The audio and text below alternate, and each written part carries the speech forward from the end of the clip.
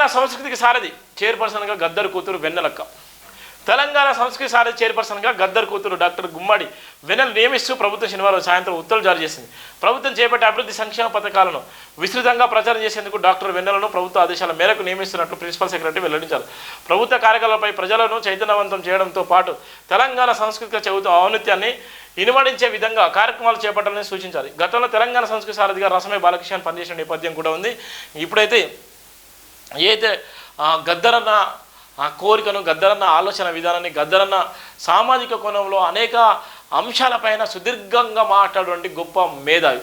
నేను చనిపోయి సంవత్సరం దగ్గరికి వచ్చిన తరుణం ఉంది. కానీ అంత భయంకరమైనటువంటి వేదనను కూడా దిగమింగుకొని సమాజంలో తెలంగాణ రాష్ట్రం బాగుండాలి, తెలంగాణ రాష్ట్రంలో అణగారిన వర్గాల గుండె చప్పుడుగా బాబాసాహెబ్ అంబేద్కర్ వారసుగా బుద్ధుడి ఆలోచన విధానాన్ని భుజస్కంధాలపై మోసుకొని ఇలా ఎన్నో వేల మంది, లక్షలాది మంది గుండె చప్పుడుగా ఉన్నటువంటి గద్దరన్న ఆయన ఆశయాన్ని నెరవేర్చే విధంగా గద్దరన్న వెన్నెల రూపంలో ఉన్నాడని చెప్పడానికి ఇలా ప్రభుత్వము సంస్కృతికి సారథిగా బాధ్యతలు కూడా చేపట్టేటువంటి ప్రయత్నం చేస్తుంది.